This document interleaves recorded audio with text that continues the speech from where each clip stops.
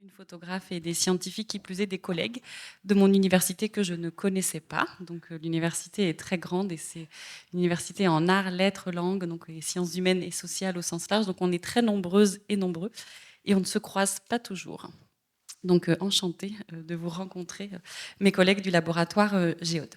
Théo Bécher, comme on l'a déjà dit plusieurs fois et on l'a vu en dessin à l'écran, est un photographe donc basé à Bruxelles, dont le travail en général questionne les rapports entre nature et culture. Tu vas nous en parler un peu plus.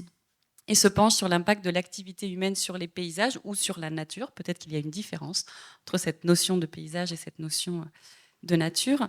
Donc Vanessa Pi, si je ne me trompe pas, est archéobotaniste. Tu vas nous en dire un peu plus également. Directrice de ce laboratoire Géode qui est donc sous la double tutelle du CNRS et de l'université Jean Jaurès. Donc cette double tutelle qui a aussi été présente à l'inauguration de ce colloque et qui travaille sur des forêts anciennes de montagne dans les Pyrénées pour cette collaboration, je crois, avec Théo, mais aussi dans les Carpates, dans les Alpes et dans d'autres lieux de notre planète. Et Mélanie Saunier est chargée de recherche au CNRS en écologie forestière et tu vas également nous en dire un peu plus. Donc on va commencer par les scientifiques cette fois-ci et après on passera à Théo pour que vous nous expliquiez un petit peu qu'est-ce qu'est le métier d'archéobotaniste ou qu'est-ce qu'est le métier d'écologue forestière. Eh bien, bonjour. Déjà, je suis super ravie d'être là parmi vous pour vous parler de ce qu'on fait au laboratoire et de nos métiers. Donc, je suis archéobotaniste, donc archéologue de formation. J'ai suivi un cursus d'archéologie, histoire de l'art et archéologie, puis archéologie. Et très tôt, j'ai été attirée par ce qui environne les humains, et en particulier par les plantes et surtout par les plantes ligneuses, donc tout ce qui est arbustes et arbres. Et donc, pour relier cette passion pour l'archéologie et les plantes, les arbres, je me suis formée à l'anthracologie, qui est l'étude des charbons de bois qui proviennent des sites archéologiques, mais également des sols, dans l'objectif de reconstituer, à partir de ces charbons, les usages anciens du bois par les sociétés du passé. Donc, il n'est rien de vous rappeler que le bois a été un matériau essentiel pour le développement des sociétés, depuis la nuit des temps jusqu'à nos jours. Et aujourd'hui, on réinterroge cette ressource renouvelable, parce qu'on se rend bien compte que c'est peut-être une ressource aussi d'avenir qu'il faut conserver et gérer. Et donc, non seulement restituer l'histoire des usages de ce bois, mais également comment on extrait cette ressource de l'environnement, et donc les rapports étroits qui se sont noués entre les sociétés du passé et les environnements ligneux, et en particulier la forêt. Et donc, ce travail consiste aussi à reconstruire l'environnement à travers ces restes végétaux, reconstruire la forêt, trouver les moyens, décrypter les charbons pour pouvoir retrouver la morphologie, les essences qui constituaient ces peuplements, et surtout comment ces peuplements ont évolué, coévolué avec les sociétés jusqu'à nos jours. Et aujourd'hui, vous savez tous et toutes que ces peuplements sont hérités d'une longue histoire, et ils ont aussi un futur sur lequel nous jouons actuellement, et le passé a également joué. Je suis écologue forestière, j'ai un parcours d'écologue à la base, et en fait c'est au gré des rencontres, et parce que quand on est diplômé en thèse, après la thèse il y a un parcours du combattant, celui qui va s'accrocher ou pas, et on passe par différents labos et on accepte d'ouvrir son esprit aussi. C'est comme ça que je suis arrivée au laboratoire Géode sur un postdoc, et qu'on commence à comprendre que même si la forêt elle a une dynamique naturelle, comme l'a expliqué Vanessa, elle a aussi une dynamique avec l'humain. Et moi, j'essaye d'apporter dans cette bille, dans cette histoire, le côté de l'histoire qu'elle avait avant, l'homme, comment l'homme l'a transformée, ce qui en a hérité, et comment la forêt elle est capable, en fonction de ses différentes trajectoires, de répondre aux défis actuels, comment elle peut contrer le changement climatique, comment on peut l'aider, l'accompagner, et j'essaye de répondre à toutes ces questions. Donc voilà, c'est un peu mon travail au laboratoire Géode, d'avoir ce regard-là sur la forêt. Bien, donc pour ceux qui ont vu, celles et ceux qui ont vu l'exposition ou qui ont peut-être pu parcourir aussi ce petit livre, cette exposition donc, qui s'intitule Emmêlement et autres histoires de forêt, on comprend bien que c'est la forêt qui vous a réunis, en quelque sorte, tous les trois.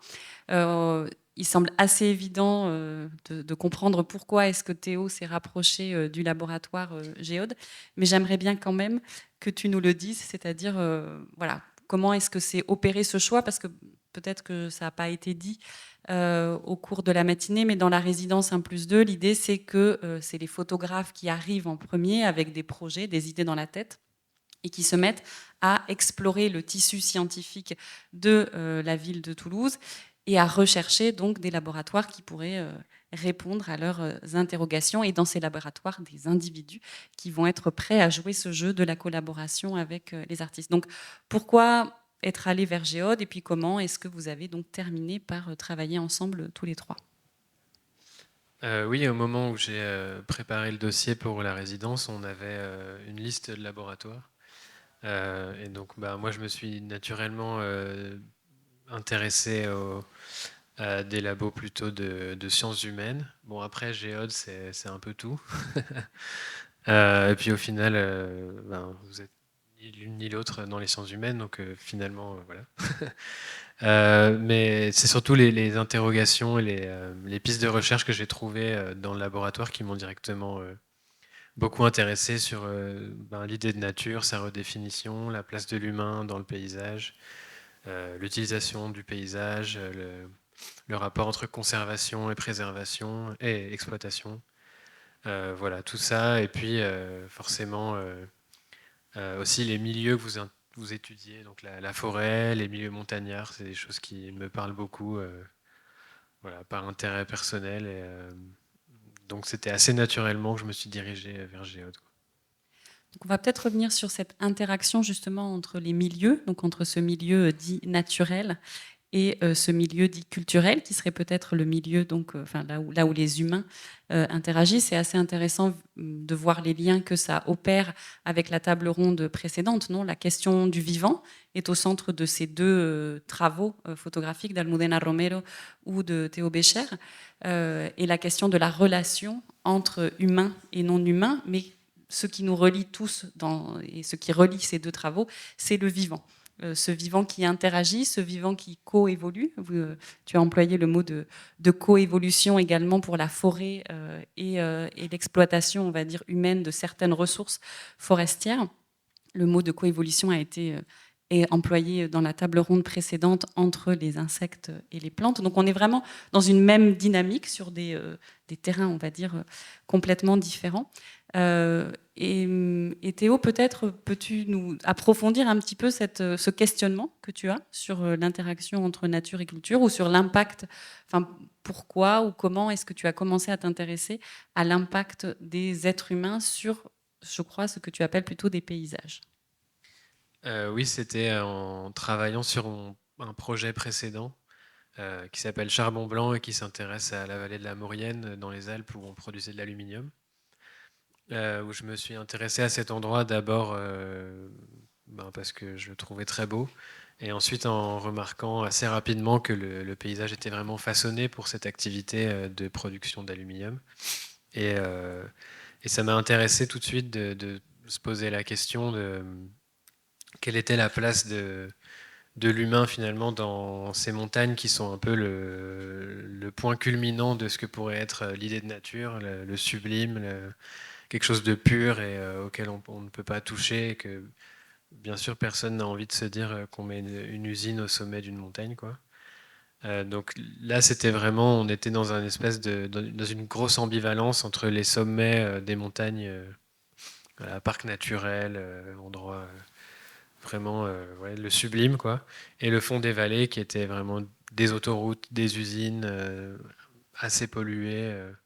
Donc c'est dans cette ambivalence que l'interaction entre l'humain et le naturel m'a commencé à m'intéresser. Et puis après, je suis tombé sur des travaux d'anthropologues voilà, qui est un peu à la mode en ce moment, mais d'Escola. Ça m'a permis de mettre en mots, en fait, de mettre en concept des choses que je ressentais, mais que j'arrivais pas forcément à définir parce que voilà, je suis pas chercheur en sciences humaines. Euh, et petit à petit, au gré des lectures, etc., je me suis rendu compte que finalement, c'était ce rapport à la nature qui avait permis aussi de la considérer comme un objet qu'on pouvait exploiter, etc. Et donc, ça m'a intéressé de me dire, mais quelle est notre position à nous, en tant qu'humains, dans cette nature. Et voilà, ça s'est poursuivi, du coup, ici, avec Géode. Et quelque part, en Maurienne, c'était des traces très visibles de l'humain, voilà, des usines, des barrages, etc. Et là, les forêts qu'on a visitées, c'est complètement différent parce qu'en fait, c'est quelque part, souvent, ça se voit pas forcément. Et c'est ça que j'ai trouvé vraiment intéressant d'essayer de photographier quelque chose qui n'est pas visible. Finalement, en marchant avec Vanessa et Mélanie, enfin, la perspective que j'avais sur une forêt, sur un espace comme ça, c'est vraiment à exploser, puisqu'en fait, on se rend compte que qu'est-ce qui est naturel, finalement, c'est assez passionnant, quoi. Voilà, je sais pas si j'ai Tu n'auras répondu. plus jamais l'impression de te promener dans une forêt Bah non. comme si c'était quelque chose d'immémoriel, en Ouais, quelque non. sorte. Alors, c'est une question pour vous trois. Est-ce que vous pouvez nous expliquer peut-être assez précisément, et puis du point de vue de chacune, de chacun, comment s'est effectuée la prise de contact? Alors peut-être en commençant par vous, Vanessa et Mélanie, est-ce que c'est la première fois que vous travaillez avec un artiste sur votre terrain de recherche? Comment est-ce que vous avez reçu cette proposition? Quel questionnement peut-être elle a apporté au début? On verra un peu quelle réponse elle peut apporter après la collaboration, mais que vous reveniez au moment de la prise de contact et quand Théo vous a présenté un peu son projet, comment est-ce que vous l'avez accueilli? Et puis peut-être aussi nous dire précisément sur le terrain. Comment ça marche, c'est-à-dire comment ça marche pour vous d'habitude. On va sur le terrain, qu'est-ce que vous faites? Parce que je pense que c'est des choses peut-être on se les imagine, mais on n'a pas forcément une idée très précise de, voilà, est-ce qu'on y passe 2 heures la journée? Est-ce qu'on y dort? Est-ce qu'on fait des relevés toutes les 3 minutes? Enfin bon, un petit peu expliquer ce que c'est, faire un terrain. Et qu'est-ce que ça change d'avoir Théo avec vous sur ce terrain? Est-ce que c'est le regard qui change? Est-ce que c'est la façon de procéder à ces relevés, par exemple, qui change? Est-ce que c'est la déambulation qui change? Est-ce que vous pouvez nous décrire un peu tout ça? On commence par la rencontre, c'est ça? Alors, bon, pour ma part, dans ce contexte, donc celui de la recherche, c'est la première fois que je travaille ou qu'on échange avec un artiste. Mais à la fois, je trouve que c'est quelque chose d'hyper naturel, puisque qu'on soit scientifique, qu'on soit artiste, on a besoin d'être créatif, et c'est peut-être la créativité qui rejoint nos métiers. Et du coup, il y a comme quelque chose de, comme je l'ai dit, de naturel dans les deux démarches. Et donc, quand j'ai eu écho de cette possibilité au laboratoire, j'étais très enthousiaste, évidemment.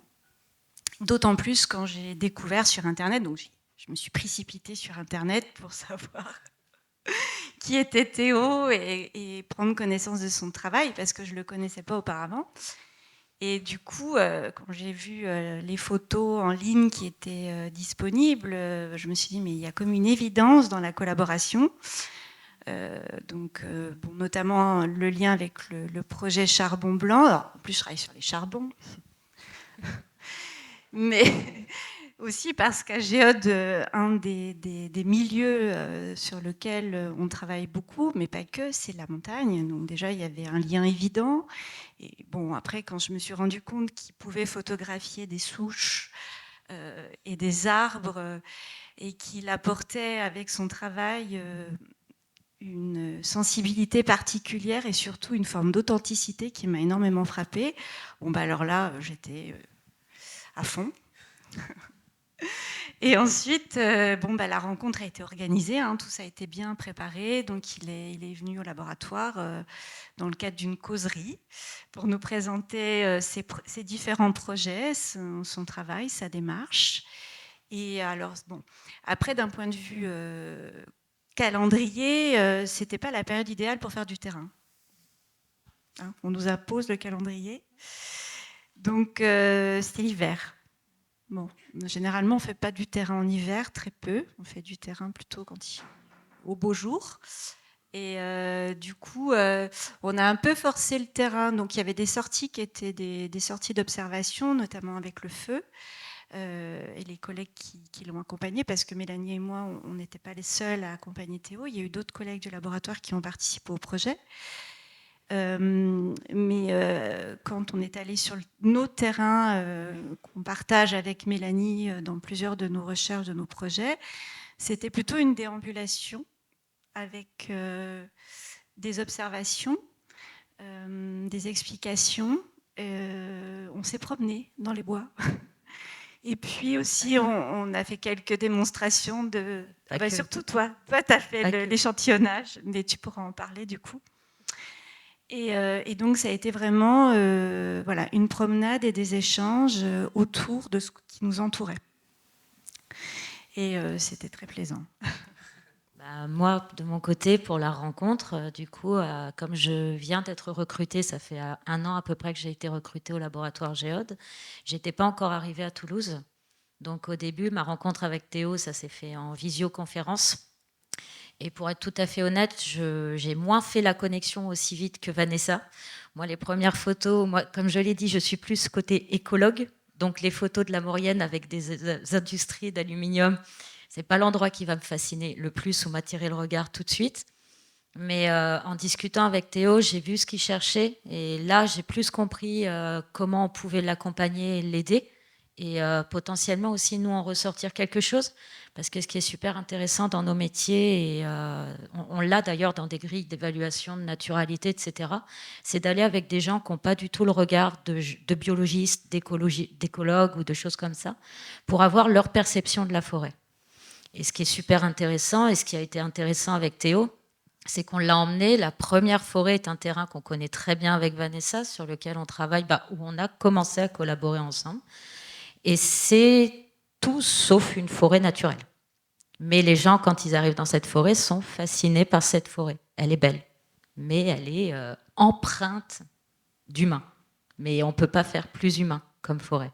Et je trouve que ça ressort du coup dans les photos maintenant que je vois. Et il a su capter ça. Et c'est vraiment magnifique à ce niveau-là. Et du coup, les premières sorties, ça a été de l'observation. Il caillait bien ce jour-là, d'ailleurs. On s'était bien caillé.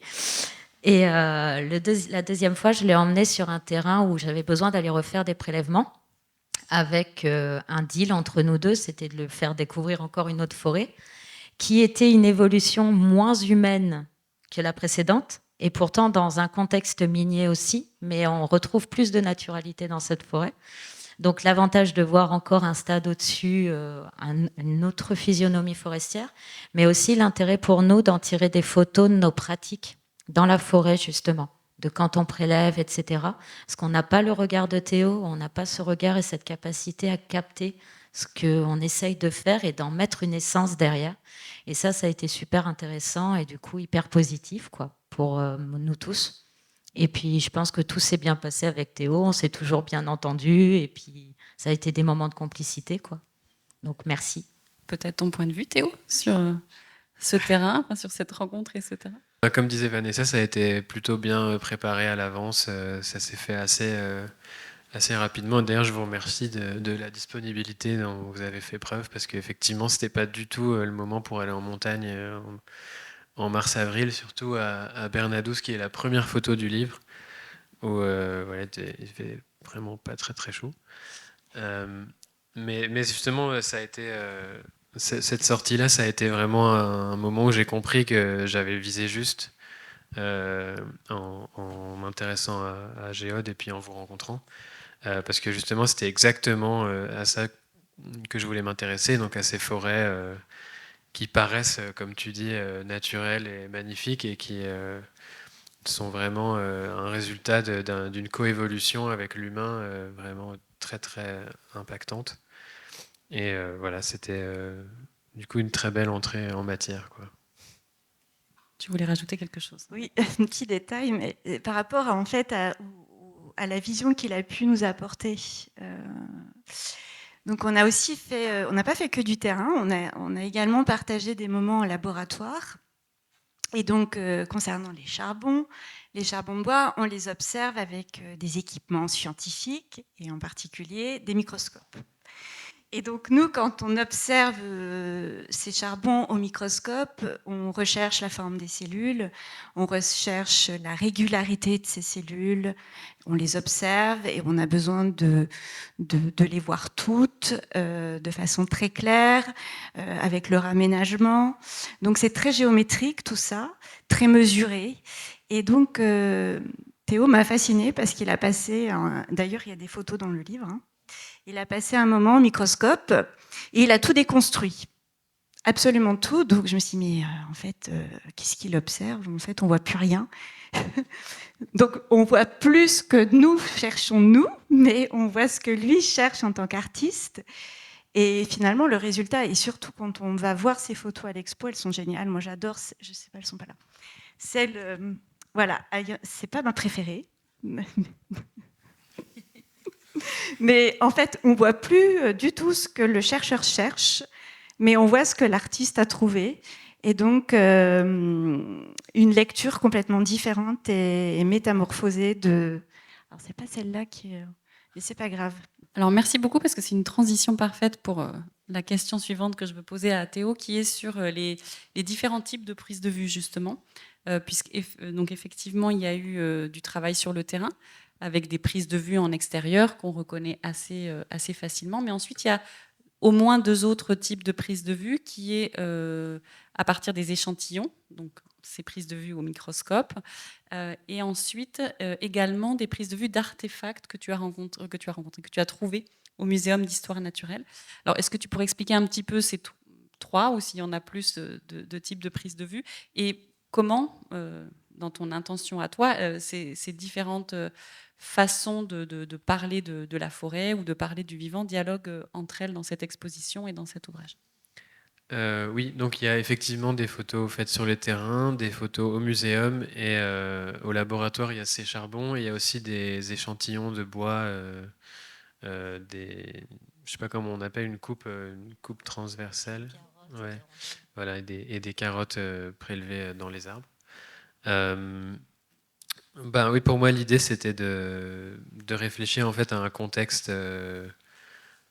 peut-être pas entier, mais en tout cas, qu'est-ce qui fait qu'on voit la nature telle qu'on la voit, qu'on la considère voilà, comme cet objet séparé de nous, et comment est-ce qu'on la regarde. Et finalement, les objets qu'on présente au muséum, c'est une visée complètement pédagogique, c'est de montrer, ben voilà, la nature, c'est ça, et on a besoin de l'extraire de son milieu pour l'analyser. Et c'était cette mise à distance, moi, qui m'intéressait de mettre en parallèle avec les vues sur le terrain. Et puis après, avec les objets plus scientifiques, ça c'est se poser la question finalement de qu'est-ce que le regard scientifique nous dit sur le monde qui nous entoure, puisqu'on est notre rapport à la nature et à l'environnement et au monde en fait est vachement influencé par ce que la science nous en dit. Donc c'est voilà, une évolution on est arrivé là et finalement pourquoi et dans quels fils sont attirés. C'était un peu voilà, c'est un travail je pense qui est au tout début. Donc là c'est simplement une mise en relation d'images, de types d'images différents. Peut-être que ça peut être amené plus loin encore, mais c'était les balbutiements de ces réflexions en tout cas que j'ai tenté de mettre surtout qu'on voit je pense mieux dans l'expo, mais bon, dans le livre aussi. Alors, je vais poser 2 dernières courtes questions avant de passer la parole au public et avant qu'on passe à la table ronde suivante. Pour Vanessa et Mélanie, alors Mélanie, tu l'as un petit peu dit. Est-ce que, alors déjà, ça vous a permis d'avoir des images de votre pratique en forêt, donc ça, effectivement, qu'on montre la recherche en train de se faire et en images et peut-être pas juste en discours, c'est sans doute très intéressant pour vous, enfin pour nous en général. Je me posais la question aussi de savoir si ça vous donne des idées pour faire part à un public, au grand public, de façon différente de vos objets de recherche. Est-ce que ces images, vous pensez pouvoir, enfin ces photographies, vous pensez pouvoir les utiliser pour tenir un discours sur les recherches que vous menez? Moi, je peux déjà dire que oui, parce que j'ai utilisé des images de Théo en le mentionnant. Bon, c'était pour un oral privé, mais en tout cas, je trouvais qu'elle reflétait quelque chose que j'avais jamais réussi à capter. Et en fait, oui, je trouvais qu'elles sont beaucoup plus parlantes pour saisir un instant, oui, c'est des photos que potentiellement je vais réutiliser, oui. Donc évidemment, déjà les photos sont très belles. Elles sont bien plus belles que toutes les photos qu'on peut faire nous-mêmes sur le terrain. Et moi, il y a certaines photos de forêt ou d'arbres que je souhaite en effet réutiliser pour sensibiliser à ce que peut ressembler un arbre qu'on imagine naturel, en fait, et expliquer pourquoi il est complètement transformé. Et que l'image nous offre les détails d'un arbre transformé jusqu'à... Ce qui est incroyable, c'est le travail sur l'argentique. Plus on s'approche de l'image, plus il y a des détails.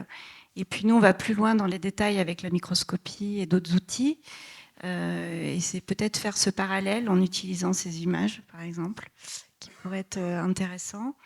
Voilà. Après, ça reste des œuvres qui sont aussi à apprécier indépendamment de la science ou de l'histoire ou de la recherche qu'il y a derrière.